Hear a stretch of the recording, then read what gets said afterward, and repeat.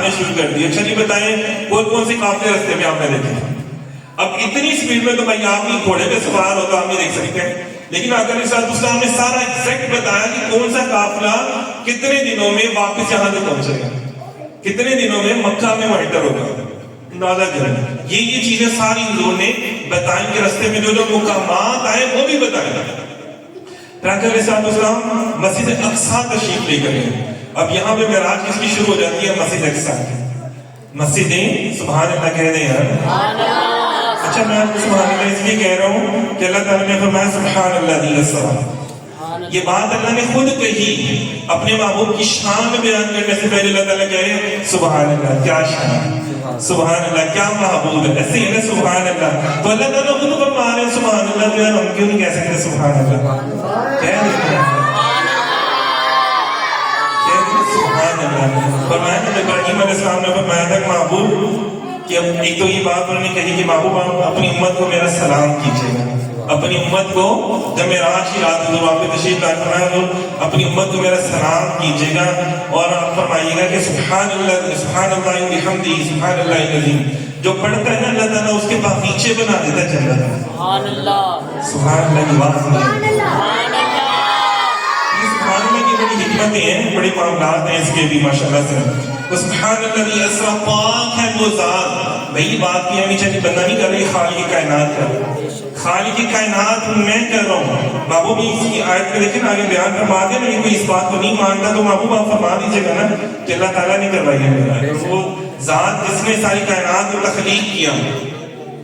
تو سبحان الذی اسرا بعبدہ لیلا من المسجد الحرام. یہ بھی حضور کی سیر ہو گئی. سیر تو بندہ آرام سے جاتا ہے نا، تو یہ سیر ہے اور آرام سے سرکار تشریف لے کے جا رہے ہیں. اندازہ کر لیں. اور اگر سفر ہوتا تو کیا عالم ہوتا. سفر میں تو بندہ اور بھی معاملات ہوتے ہیں نا. تو بہرحال سیر ہو رہی ہے سرکار کی. مسجد اقصی میں تشریف لے کر گئے. مسجد اقصی میں جا کے ساتھ نماز نہیں ہوئی بلکہ وہاں پہ جلسہ تھا، محفل تھی، جلسہ تھا. کس کی؟ انبیاء کرام تشریف فرما رہے. کہتے ہیں نا محمد شم محفل بود کہ شب جائیں کہ من بہر سرخ سے بسم البود شب جائیں کہ من بودم کہ خدا خود میر مجلس بود اندر نام کا خسرو. محمد شم محفل بود کہ شب جائیں کہ من بودم کہ اس محفل کو اللہ نے سجایا تھا. اس محفل کی جان محمد مصطفیٰ تھی. محمد مصطفیٰ اس محفل میں میں بھی موجود تھا. دیکھیں نا اس محفل میں جبرائیل بھی موجود تھے، فرشتے بھی موجود تھے. یہ اتنی بڑی بات ہے.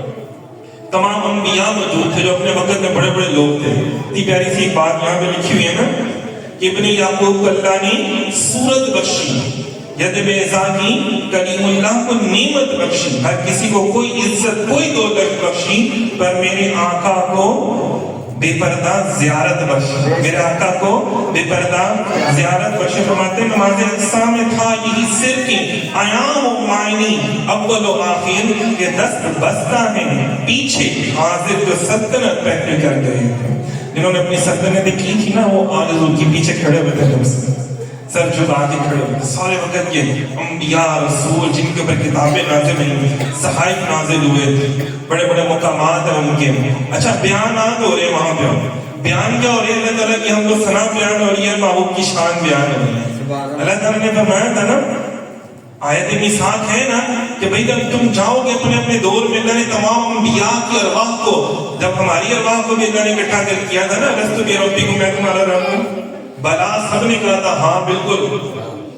وہاں پہ دیکھو عام و خاص سارے ہی تھے.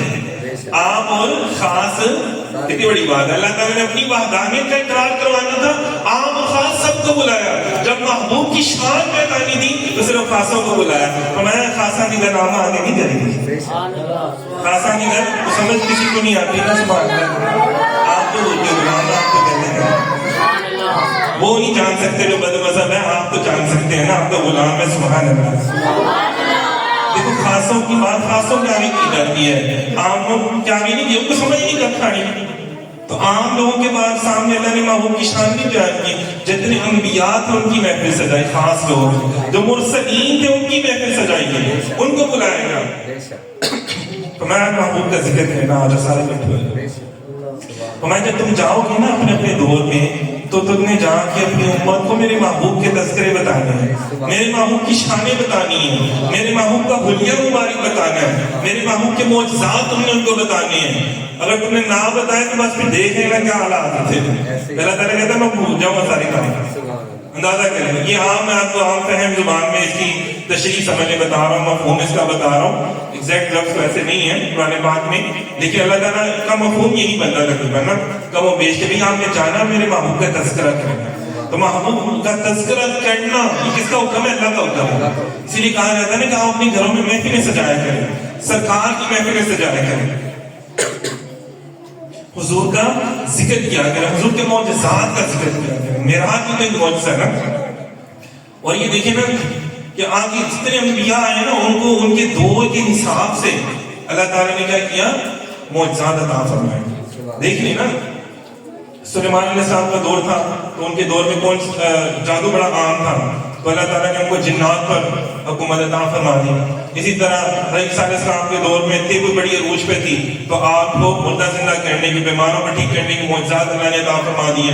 اسی طرح ہر نبی کے دور میں کوئی نہ کوئی معاملات ایسے تھے تو اللہ تعالیٰ اس حوالے سے ان کو، جیسے موسیٰ علیہ السلام کے دور میں جادو تھا، اللہ تعالیٰ نے ایسا عطا فرما دیا، یعنی بیضا عطا فرما دیا اللہ تعالیٰ نے۔ تو نبی کریم علیہ السلام کا دور پتہ تھا نا آگے بڑا علمی دور آئے گا، لوگ سائنس پہ بڑی تحقیقات کر رہے ہوں گے، نئی نئی تحقیقیں ان کے اندر سے نکل رہی ہوں گی۔